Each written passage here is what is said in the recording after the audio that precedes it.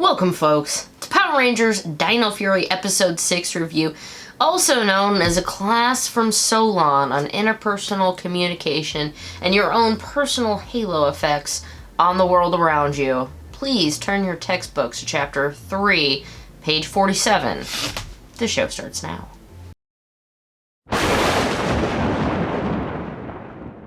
Hey everybody, Ranger Liz here. We're going to talk about Episode 6, Superstition Strikes of Power Rangers Dino Fury. We got an Amelia focus episode. Yay! We just had an Izzy focus episode, and we got an Amelia focus episode. I'm like, hey. And then in theory, today when I'm recording this, we got a Hobby focused episode. But I haven't watched that yet, because we got to talk about Superstition Strikes. Why does this episode work so well? Because they set up in Episode 1, and they haven't let up. Amelia loves the paranormal and believes in it. It's not that it's just a random ranger going, oh, I have bad luck today. It's focused on the person whose legit life, everything is about, like, finding aliens and believing in bad luck. So we start off the show with Mucus kind of doing this, aha, I'm Void Knight, I'm in your chair, and how it's more comfortable than the table he sleeps under, which I'm like, man, Void Knight, treat your people better. Yo, at least give him like a throw pillow for the ground, but whatever. So yada yada, destroy the Rangers. Next scene, people running, buzz blast. Ah, Rangers! And you just had the scene, and the reason this entire comedy sequence works is how it was set up right at the beginning. We gotta have a monster, let's go, let's do this. Cuts over, buzz blast, everybody's running. Oh my god, it's a monster. Call the hotline, Rangers show up. One thing though, seriously, immediately, like, no one's really supposed to know you're Rangers, but like, you teleported right there. I get teleportation. They're trying to save as many seconds as they can to put actual footage in there by removing all of the moving. But come on, man. Nobody turned around for their cell phone and saw Amelia. That's fine. That's fine. So, again, monsters, blah, blah, Rangers show up. They go run and they see this thing. And I'm just going to point to the picture over there. But they see this thing. What would you think if you see a Sporix? Like, boom, there it is. So yeah, everybody's freaking out. And they're like, wait a second. And Amelia kind of looks over the struggle. Well, we're not 100 here. Gets the thing, sprays down a man named Pop Pop, who I'm guessing is like her grandpa, because she mentions later, or he mentions later, like cleaning her room when she was younger. I just gotta say, he must have magic powers because he just got sprayed down and was covered in soap. That man is magically dry. Very dry. I get it, you can't have you don't want a dripping wet character sitting there all day, but I'm just like, come on, he's dry, that's fine. So yeah, oh, the other thing is, I am not 100% sure what his accent is. I don't want to get, like, accents are hard, dude, they're very hard, but I don't think it was specifically trying to be an American accent, but it was kind of strange, but I liked it. Like, the way he said things, it's begun, like with the superstition, that was really funny. So, she, what does she do? She steps under a ladder, gets some bad luck, and then she rips her sweater. She really believes it.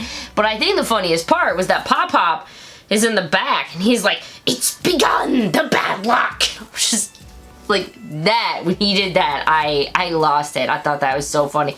So she goes off, and what happens, she finds a Sporix. So far, she stepped under a bad thing, and then Ollie's like, don't step on any cracks, and like, he's the smart one. I'm like, oh, that face. I love that, like, the way they had to have filmed it. Kai Moya, who plays Ollie, did not see the look that she was giving him until, like, they got to watch it, like, afterwards, because I thought that was funny. So she sees the Sporix, like, haha, I'm gonna defeat you, and he's just a butt, and completely blasts her away, demorphs her, and what happens? Mucus steals her morpher.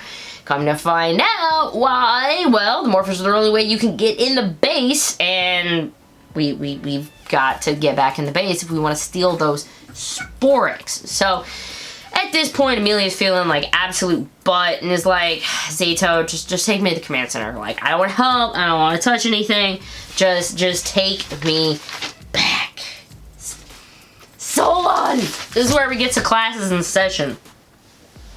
Solon has some absolutely amazing and encouraging words for her. And so the Rangers go back, they're helping Pop, whatever. The bad guys are like, let's get our plan. And one of the things, of course, what made me think was that Void Knight mentioned to Boomtower about doing a heist, and Boomtower is like, oh, another heist, my specialty, which made me wonder. Sometimes these lines, they're just there, but I'm wondering because the only other heist I thought they tried to do was to steal the power-up, whatever, that ended up being the green and the black Dino Fury keys. However, maybe there was something else. Maybe there's something we'll find out later that they had actually stolen. You can be like, oh, it's a good thing we stole this earlier. And then it'd be like, oh, well, that line 3 episodes ago makes sense. Maybe it's all together. I don't know. So they're basically just going to fix her. They stole her morpher. They're going to fix their morpher. Smash Stone, which is the villain, the baddie for the day. Going to get their attention and yada yada. But Solon, man, it's not just the encouraging words. It's encouraging her by feel. Like, hand me this, be a part of this. And she still obviously went back from it. But I am not going to get into this, but way back in the day when I was in college, I took a lot of communication courses, and then some interpersonal communication, small group communications, communications in business, communications in interviewing. Yeah, really. So I actually thought they were fascinating. But one of the biggest things was the halo effect, and it's something that I've kept with me my entire life. And it's basically that when perhaps sometimes the first time you meet something or you get something stuck in your head, that's all you see, and that halo surrounds that item. In communication standpoint, it's usually like a person, such as you hear, oh, that person who you've never met, like, oh, they're so positive and happy and uplifting. And then once you have that in your head about them, when you see them, you naturally apply that filter to about everything they do. And there's that halo around them. And I used to use it a lot in fast food. You'd have somebody that a coworker didn't like, all of a sudden they had that bad halo around them, and then you saw that. And so the long and short of that is that basically Solon is telling Amelia, all you're looking for is the bad right now. In order to change that, you have to go out and you have to look for the good. You're miserable because you're only seeing the bad. You have to go out and be able to see the good. You look for the good, but experience the good and realize it's both there. But maybe it's just all in your head right now that the only thing you're seeing is negativity. And that's a big thing to just carry through your life. And that's a whole...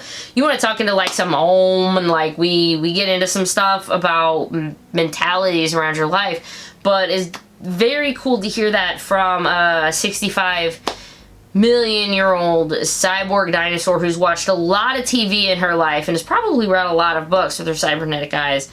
But it's also just a great thing to keep in your daily life. Look at what you have a halo effect around and see if it's something you can change. Because a lot of times those really, really bad things, they're all in your head. Maybe you can spin them around to be a good way. So that's just me, but I'll get off my little soapbox now. That really hit home because it's like a philosophy that I try to keep myself, and the fact that Solon was saying in Power Rangers, I'm like, oh, that's neat. And Amelia, what I actually really like is that Amelia doesn't really believe her at first, and she's like, no, sorry. I mean, she's in it, man. She's in that superstition. She's in that bad luck. But what happens... Boomtower shows up, and wasn't it lucky that Amelia was still in there? Also lucky that they had another chipboard or whatever, and Solon could make another morpher for her. But you gotta love Solon too, putting herself between the baddie and the sport, basically being the last stand for everything again. You spend millions of years twiddling your thumbs and harvesting fungi down in the base, but down underground. And all of a sudden, twice in the last 2 months, you're putting your cybernetic life on the line. That's tough, man. That's tough. So give props to Solon. Distracts him long enough basically for Amelia to grab that morpher and is like, you're going down. It's morphin' time. And just, I'll also have some images up there, but she's like, I'm gonna kick it now. And she does. But she not only uses physicality, she uses her brain. Why? She's already fought in the base once before. It's a little bit of a tight space. Grabs them, yoinks and oinks. Out they go, teleports them out of the base. No way to get back in. Protected the Sporex, protected Solon. Got him out of the base. And from that, then she just starts using that noggin because, okay, so they take on Boomtower, other Rangers take on the other guy, yada yada, big monster grows big. they're taking care of him. And then once Boom Tower retreats, Amelia's like, okay, he's really, we gotta smash him. Like, let's get the Ankylosaur, and we get her main, about this. Little thing, you know, Pop taught me how to swing a sledgehammer. I'm sure this will be fine, and it's all been about bad luck. And it was at this point right here, I remember that the original episode in Radio Soldier was actually about the Pink Ranger's ridiculously good luck.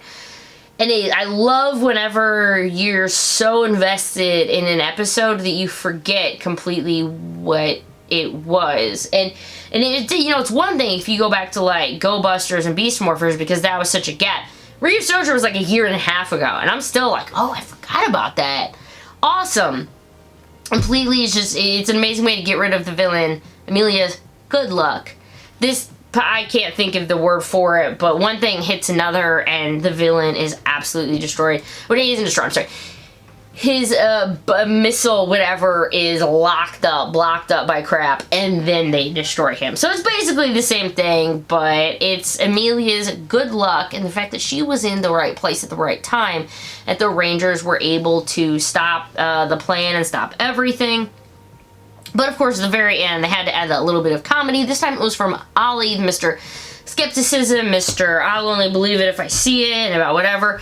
He, what is he? Oh, he accidentally breaks a mirror, and so they're like, oh, 7 years of bad luck. And he ends up a series of comedy. Foot in a bucket or something, bucket on his head, trips around a bit, falls onto like a stretcher with some cables, and ends up in these boxes. But the thing that I love about it is that he's just cracking. Like, he looks like he's having the time of his life. And Ollie is like, what is going? But I just love that you can just kind of see through it. Like, they must have had so much fun. So much fun doing that. But we got an Amelia-focused episode. And I love that she stuck true to her paranormal roots. But she also let some logic sneak in there, and hopefully seeing her world in a little different light. And maybe this little psychology lesson or whatever, or interpersonal communication class that I paid a lot of money for a long time ago, maybe it was a little bit helpful for you, students. Your homework is due by Friday, 5 p.m. in my inbox. Don't let it be late again, Sam. I'm watching you. Yeah, you. In the back. I know you're there. Leave a like, leave a comment, whatever, subscribe if you haven't already, but I'm Liz and I love Power Rangers and Tokusatsu, and I'll be seeing you at the next episode review, which will be for episode 7 of Javier focus episode. We'll get there. Or the Ranger Recon review. No, that's all today. I love you and you're awesome, so I'll see you at the next video, okay? Okay.